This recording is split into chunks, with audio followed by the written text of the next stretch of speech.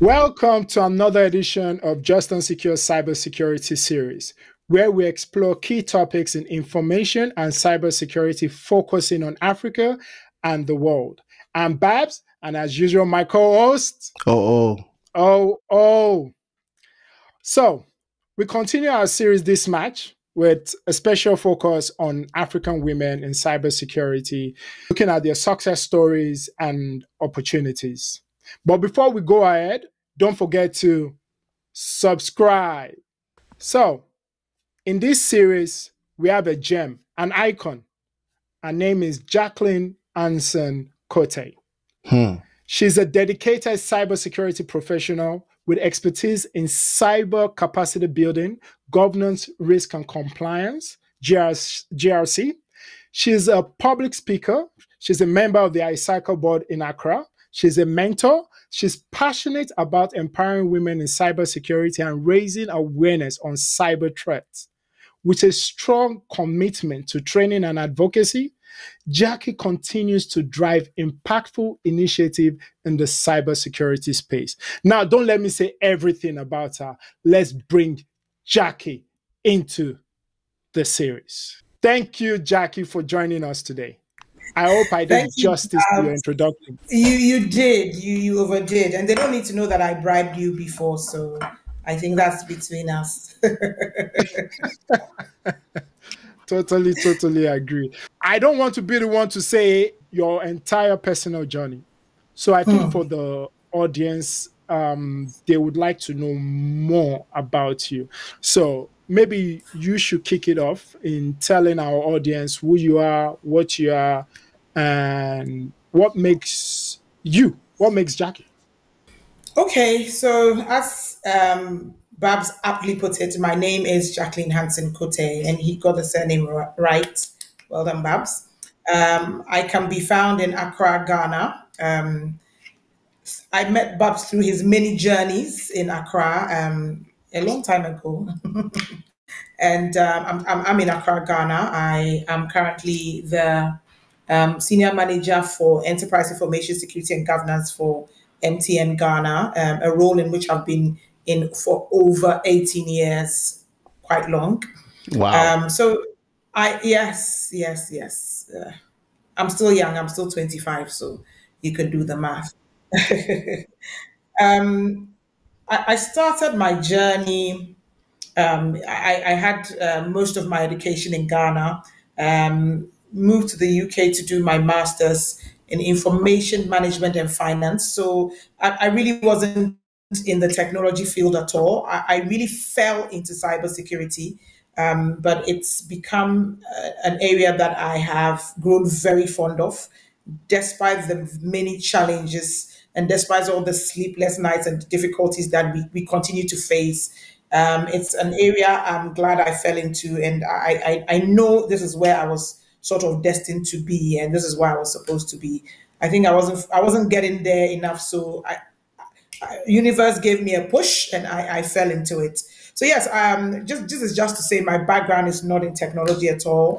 My first degree was in banking and finance from the University of Ghana in Legon, and then my second degree, like I said, was in finance and information management. So my journey has been a very interesting one, if I could say that. It's been quite interesting. And I've met interesting people like Babz along the way, so you can imagine. Thank you. Like I said, I am working with you in previous roles. You've been an inspiration to most of the women. And to be honest, you're one of the first high-flying women that I saw in positions of, I wouldn't say power, but position of respect. So, because when I worked with you, you were very strict. and that's because you knew your onions, and you also kept me on my toes to make sure, Tunde, you have to make sure your work is on point, because Jackie will have you for breakfast. So that was some of the things that made me keep on my toes in doing my job back then. But for you as a woman, someone that a pioneer in the field of information and cybersecurity, what were the challenges you faced in the field, and how did you overcome them initially? That's a good question. So, like I said, I fell into this, okay, and like I previously said, my background was nowhere near a technical one. So, I think the first and foremost, or the biggest challenge I faced was myself and grappling with what we'll call something like imposter syndrome, feeling like you didn't belong, you know. So you get in your head and you overthink every scenario that is given to you. You tend to get a bit intimidated. However, I think my makeup as a person has always been a very confident person, no matter where I am or where I've been put. So I tried not to let that hold me back for a long time. I realized I need to get my neck out of the sand and deal with this. You're here, you know, nobody's going to take that away from you. The only thing that can take that away from you is yourself. Okay, so I think one of the first challenges, the biggest challenge I faced was myself, buying into the belief that I was where exactly I was supposed to be and I could do this. You know, when you ground yourself with that belief, you start acting like you should, and you start also putting in the necessary measures to make sure that you are effective at whatever role or whatever position you're in. I think a second one, which was quite profound for as well, or has really shaped my journey, was there was really no woman doing what I was doing. Okay, so I had limited access to role models, to mentors, and it was really difficult. To be honest with you, mentoring has just become a big thing in the last, what can I say, maybe about 7 years. Mentoring has just become the thing for me, because who could you talk to? If you had a problem with your boss who was male, I probably talk to a friend who's male as well. However, the advice that came in wasn't always the right thing you needed to sort of move past the issues.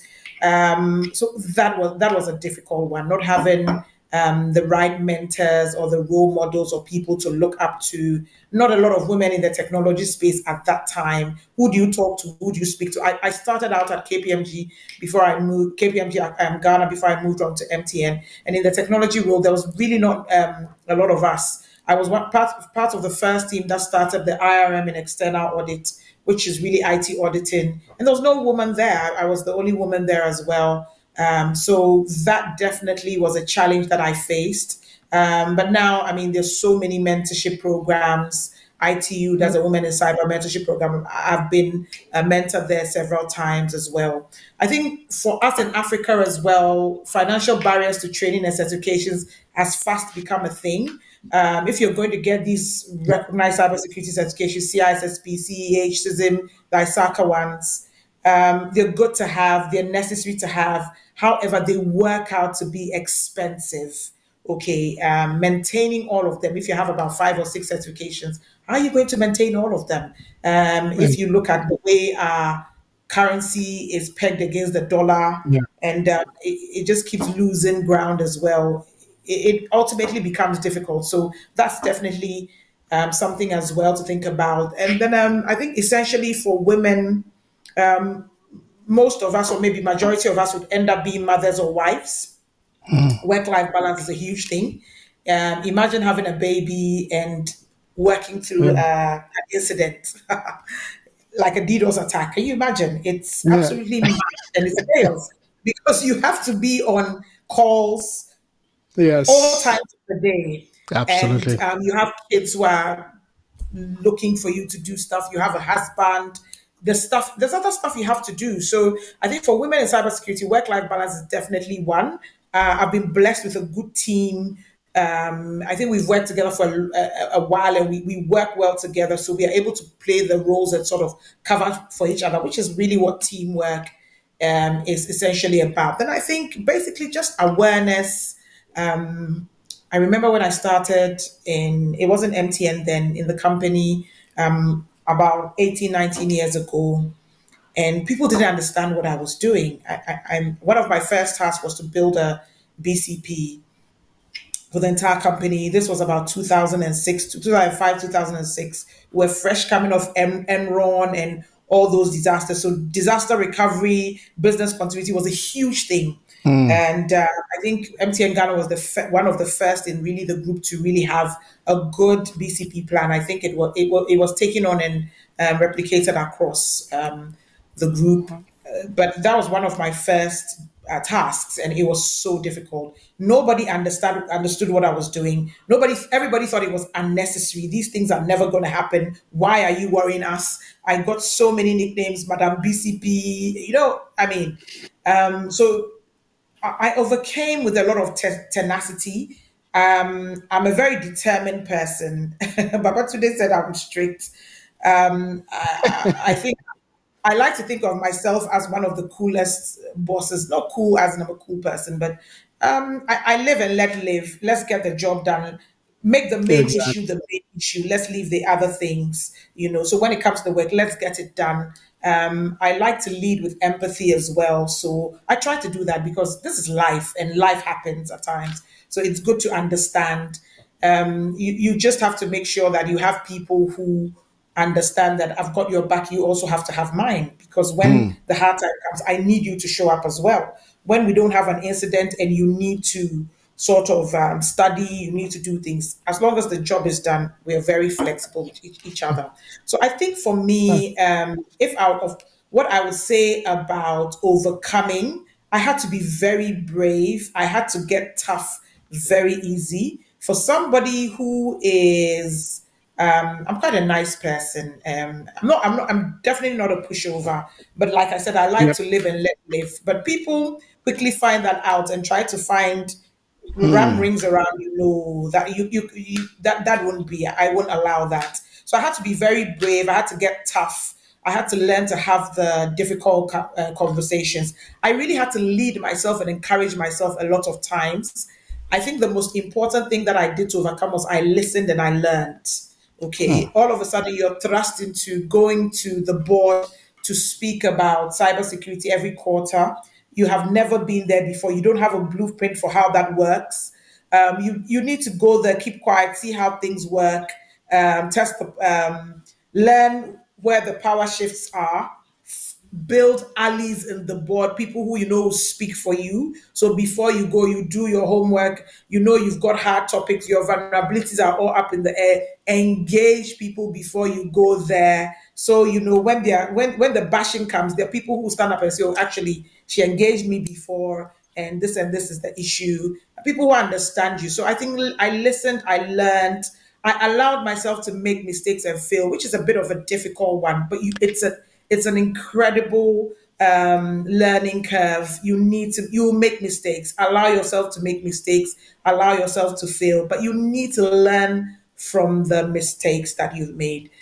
Very later on, I found my tribe. So then I started being I started socializing more in the cybersecurity community in Ghana. I met very wonderful people. I met women who were coming up at me. And the funny thing is, I think we're all going through these journeys, but we're all going through it in silos. So I met women who quickly became my tribe.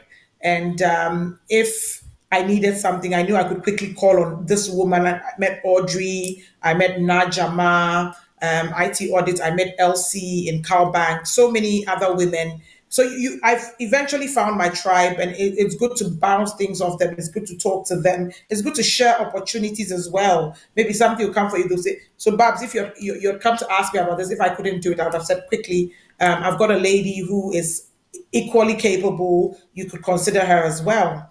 Then late in life, I got a mentor, and then I got a coach as well. That significantly helped me to overcome. The coach was life-changing. Shout out to Busari Africa, Taka Awori. She was my coach. She helped me pack the years of patriarchy, the things that maybe your bosses have done that hurt you as women. And I remember the first session we did, it was 10 minutes of straight crying. And I realized I'd sort of held a lot in over the years where you feel you're being treated unfairly and you didn't have anybody to speak to. Where you felt you had been overlooked, where you could probably go to a meeting in one of the ministries and they think you're the secretary, all those little things. You get that quite often. I got that a lot earlier in life, but now I walk and I carry myself with a certain authority. So I'm entering the room No bragging, but this is the boss. She's not the secretary. Thank you. I've, al- So I've always looked at you as the boss, so I've never seen that side. So he's always the boss for me. no, So it used to happen, because people, and I never thought I'm carrying myself differently now, but I think people were just not used to the thought of a woman being in that role. So, they yeah, would automatically, yes. And then, it's International Women's Day, so let me feel free.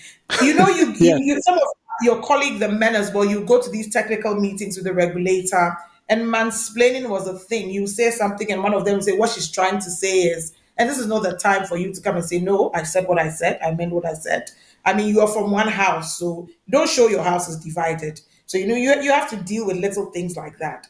So I think for me, coaching helped me. It opened me up to a lot of possibilities. It gave me that grounding in myself to say, listen, you're here. Do you want to leave? I mean, it's like I sat myself down and had a conversation with myself. Okay, this is where you are. Do you want to leave and do something else? If no, madam, bear it and do it. You are here. You can do it. You are in it already. If you want to leave, fine. Start making a plan on what you're leaving, where you're going. If you're not, this is the time you get used to it. Forget imposter syndrome. It is you. You have to deal with yourself. Tell yourself that I'm here, I can do it. And you put in the structures to help you. So every year we get all these security projects we're doing. I mean, I've implemented things like DMAR, key management, certificate management. And sometimes they come to you without you knowing what they are. Sometimes they are pushed out maybe from our group as a group-wide project. You have your local OPCO initiatives, which you know what are. You'll do them, that's fine. You know what they are, you know you need them. But these things that get pushed out, you probably haven't heard of them before.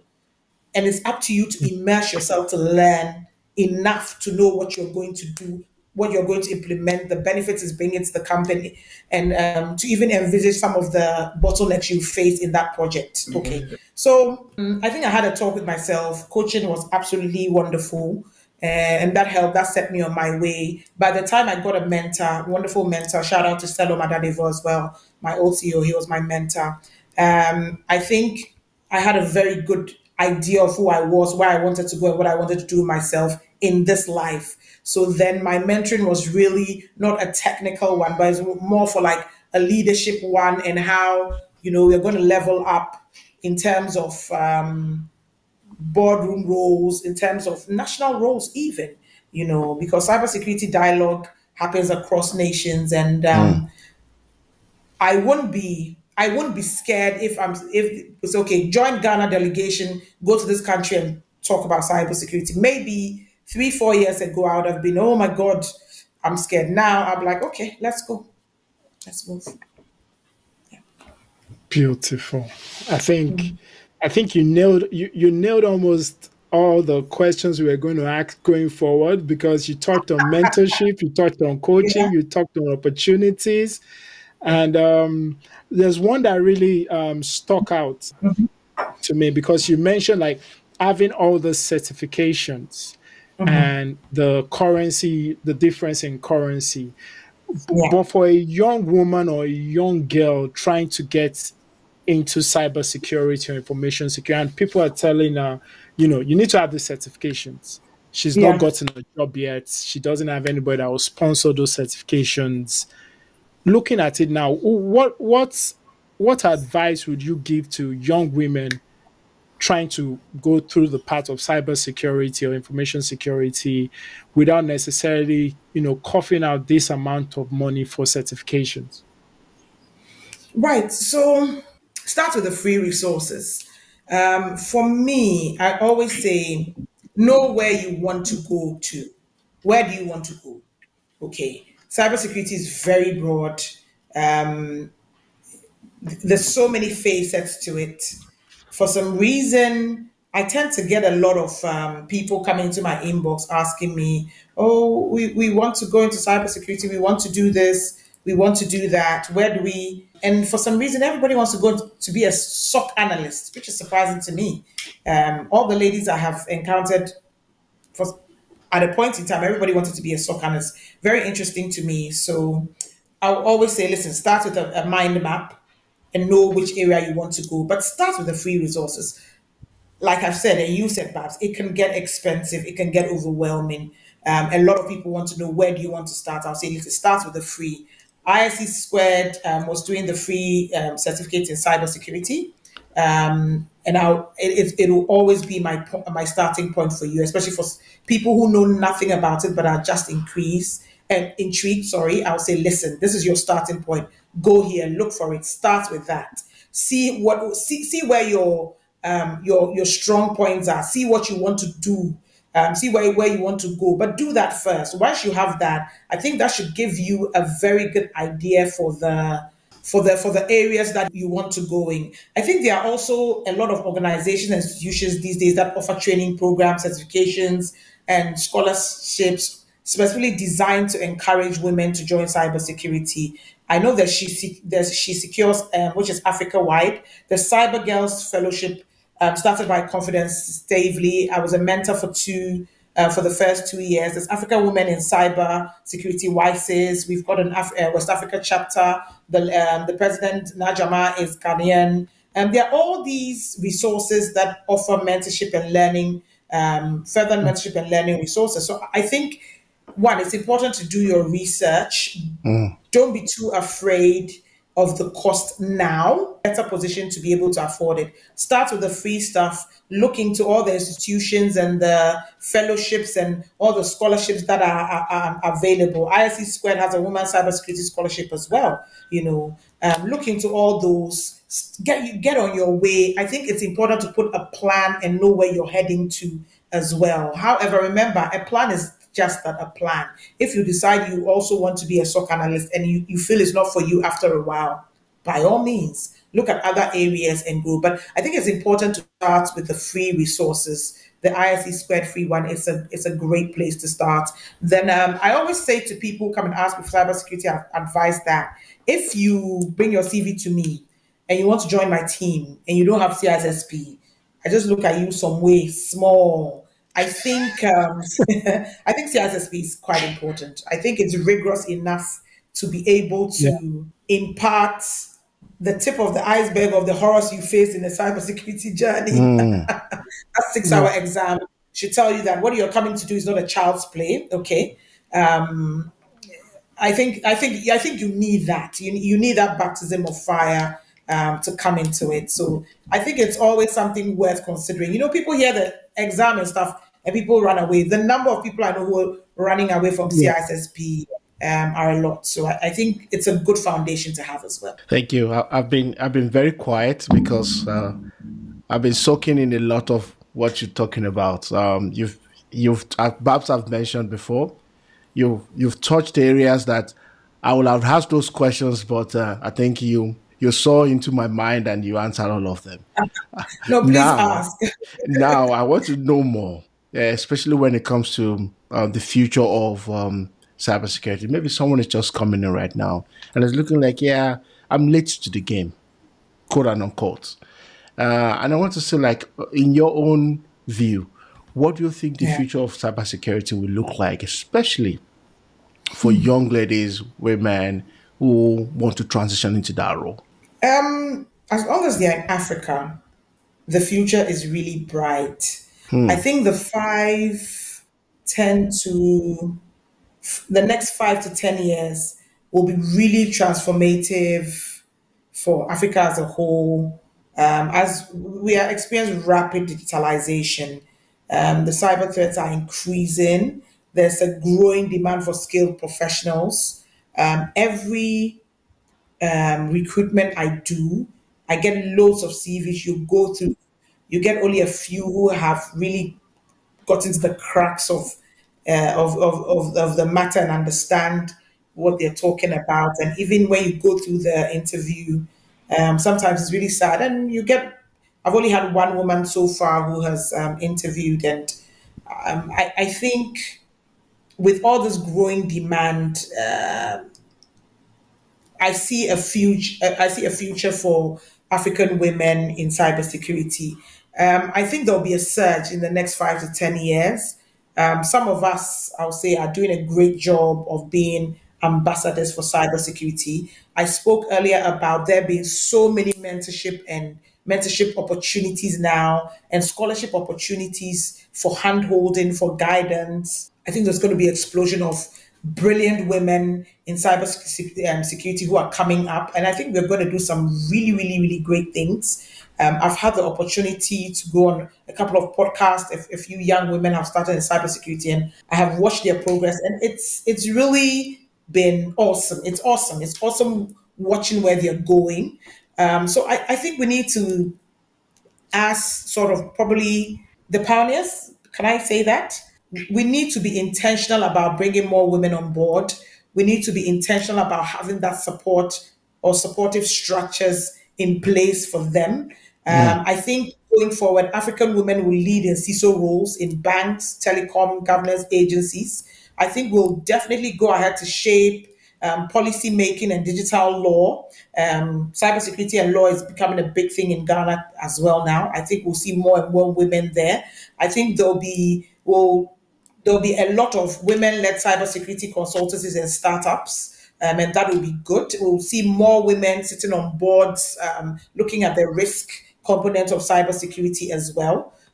We need to, going forward, there'll be definitely an expansion of women-led cybersecurity communities and networks. It was quite lonely coming up, not having that hand to hold, people to talk to, that safe space to talk. I don't think we'll let our sisters face that. We'll do the right thing. We'll put in those necessary communities. And I think the conversations are all going in the right place. There'll be an explosion of that. I foresee technical trainings being localized to a point where they are affordable for the girl of the street to be able to walk in and do that. Okay. I think we'll definitely be at the forefront of cyber defense and innovation, women. For me, in my small corner, I like to go to, with MTN in Cybersecurity Man, we go to secondary schools and we talk about cybersecurity issues. You know, our young people now, they're Gen Z, Gen Alpha, they're all on phones, TikTok, they're on Snap. And I think it's important that we highlight to them the dangers, and we also sort of let them start cleaning up their digital footprint, or let them cultivate good digital habits now before they get older and they get themselves into trouble. So we are disciples of that. We're doing that. And while we do that, we talk to the young girls as well about careers in cybersecurity. And I think we demystify it so that you can see, listen, and I have a strong woman team as well. So I'm like, listen, we're all women, we're doing this. If we could do it, you can do it. And just sort of sow that seed for them. I go to the level that I went to my daughter's school assembly to do it. My daughter was in class 2 at that time. She was, about 6? And I spoke about it at my daughter's school about what I do. And I've always let them know that, listen, I'm open to come and share on career day and things like that. So I think as we do those things, we are positioned to build a very confident, knowledgeable, technically savvy African woman at the forefront of cyber defense and innovation. Thank you. I think if anyone is listening at the moment and is not inspired, especially women, I think some men will also be inspired, because you've done justice to both gender. I think it's both. Your stories is gender neutral. But I know you focus more on women because it's International Women's Day. But for me, it's kind of inspiring to men with children that are women, or girls, should I say. So for me, it's an inspiration. You've always been an inspiration to me. That's why I invited you for this session, even though I never said it back then. But yes, you were one of the first women I saw, like I said, that was in information and cybersecurity space, which was, for me personally, was strange. I was like, wow. But you lived up to it, and you kept your head high. And I have to tell you that, to be honest, as in you inspired people like me as well to, we needed to keep going forward. So, but I'll be the devil's advocate in this, and forgive me. I'll say forgive me in advance, not for you, but for other women. Some people are going to watch this and they will say, why was the need for a woman in cybersecurity? What impact do they give within the cybersecurity space? What is the justification? Does it make any difference to anybody? Why do we need women in this space? Okay, in answering your question as well, Tunde, I'll ask the men also to forgive me. Where my answer goes. But I think that diversity is very, very important. It is absolutely, absolutely important to have a different point of view when you are you are making decisions. So I think this point has been I have seen the demonstration of this point in my life because I report to the CIO in my job in which I've been for over 18 years. And out of his direct reports, there's been only just one woman. It's just been me. There's always been about 5 men who are brilliant allies. They have supported me. They have been with me, and it's been a wonderful journey. I have help. I have help. I can't deny that. I wouldn't have come that far if it wasn't for my fellow senior managers and GMs around me. But I have come to realize that having a woman's point of view it adds pepper to the soup, or it adds flavor to the soup. Being different genders, we see things inherently quite differently, and we can be sitting down making a plan. Oh, we'll do this, and then I will say, oh, we can't forget about this, and it's something that, as the men, they never even thought about. It never even entered their heads to go. I won't go into specifics, but you bring about ideas that show your diversity. You bring diverse perspectives, and it leads to better problem solving. Okay, I'm trying to think of a good example. I'm sure it'll come as I speak. But for example, in threat intelligence, women may analyze risks differently and help the team to detect some blind spots in security systems that they never saw. We deal with in cybersecurity threats. You don't only deal with technical, but you deal with things like social engineering, which has to do with human beings and how they respond to things and sort of the whole psyche and makeup of human beings. And women can give you some perspective there that the men would never have seen or never have thought about. Okay, we have a lot of fraud going around these days. You'll be surprised that people are more susceptible to the fraud when it's a woman who calls. Okay, so our diversity and our inclusion and our perspective and point of view, or our input in anything, it cannot be overlooked. It makes it richer. It brings about a perspective others haven't thought of. You detect blind spots, and also you close the cybersecurity talent gap as well.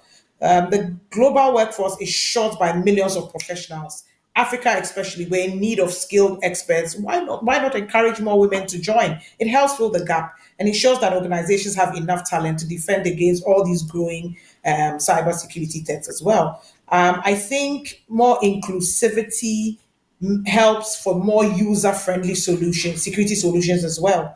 If you're probably creating a game for, say, 9-year-olds and below, would you talk to the mothers or the fathers? We are at home with the kids more times. Well, in majority of the situations, let me be fair, we are at home with the kids more. We could probably tell you more about them. Our perspective cannot be overlooked. I think we have a lot to contribute. We have a lot to add. Sometimes we are more observant than the men. Can I say that? That's why I asked the men to forgive me if I started. I was going to say objective. They are forgiving on their behalf. Yes, we observe things that you probably would not see as well. And I think having that diversity also encourages ethical leadership and governance when we get to the serious things. It's because studies show that diverse teams tend to make more ethical decisions in governance, in risk, and in compliance. And with more women in leadership roles, the strategies that come out for cybersecurity are more likely to be balanced, ethical, and forward-thinking too as well. I hope I've made a good job of selling that to you, why you need us. Absolutely. From my perspective, I don't know. Last one, at the end of the day, would you work in an office full of men, or it would be nice to have some women sprinkled in there as well? Think about it. Some nice eye candy for you. No, no comments on my side. So Daniel, I'll get you with that one. Absolutely. Diversity is key, especially when it comes to different perspective, Most even definitely. within different culture. When you're in Yeah, Africa, you also need to mix across different culture as well, which does an that's, advantage in Africa because yeah, in Ghana you can have even people with the same country speaking different kind of languages, and in Nigeria we have almost like maybe 600 dialects. So, wow. and maybe an 100 ethnicity group. So even at that, it's really interesting. We've gone through almost all the questions from an International Women's Day. For like we are celebrating the entire month of March for women, so we are going to be promoting mostly women in our entire series this month. I'm not sure if we asked this already, or maybe I was just engrossed in all the answers. In 5 to 10 years, where do you expect to see women in cybersecurity from an African perspective? I think O's question, I touched on that a bit, but I'll just take that again. So today with all the things that we're doing collectively as a continent, to raise the profile of women, to pull them along into STEM, into cybersecurity. I talked about me doing my little part and going to my Yeah. daughter's school. It was 6 at that Yeah. time. I think in 5 to 10 years, with the rapid digitization that Africa is facing or is involved in, and the increased cyber threats, my last meeting at the board, I have a little page on emerging security threats, cyber security threats, and then they said this is not emerging. Everything we're seeing now. So we are moving at Oh, such a fast page. Yes, that we are set to be we were going to have so many women in cybersecurity in the next 5 to 10 years. And I think with all the initiatives that we are putting in place, free mentorship, assistance, coaching, resources, scholarships, hand holding, and just general sort of guidance where necessary, we're going to have some super technologically savvy, emotionally intelligent women bosses in cybersecurity in Africa who can sort of carry the continent's issues in terms of cybersecurity, in terms of policy, lawmaking on their backs. We'll see quite a lot of innovation. We'll see good startups, capable of doing business anywhere in the world. We're going to churn out brilliant minds who would be able to debate any cybersecurity issue. I myself am looking forward to going to Davos World Economic Forum on one of the panels to Wow. debate with some of the most brilliant minds on the cybersecurity issues of Africa. So I'm putting it out there. I know it'll come to me in the next 5 years. I'm sure we'll see more of that. We'll have more women rise up. I don't know if you followed Confidence Davies' journey, but she's doing amazing, huge things. I think we're going to churn out more Confidence Davies. We're going to have women who are not afraid to step in this sort of field and field. do amazing things in terms of cyber defense and innovation, startups, the policy side, which African women will be at the forefront of cyber defense and innovation. I know it. I think we're doing so much at this time that we're going to see the explosion in the next 5 to 10 years. And I think gender inclusion will be a priority in cybersecurity hiring as well. African organization will actively recruit and retain women, as well. And one thing I really wish to see, and I know it will be a reality, is cybersecurity education becoming more accessible to the women of the continent as well. So the farthest areas, I know you know Ghana, the farthest areas in the northern parts of Ghana, women should know about and be able to access cybersecurity education? Should they feel the need to? Should they want to?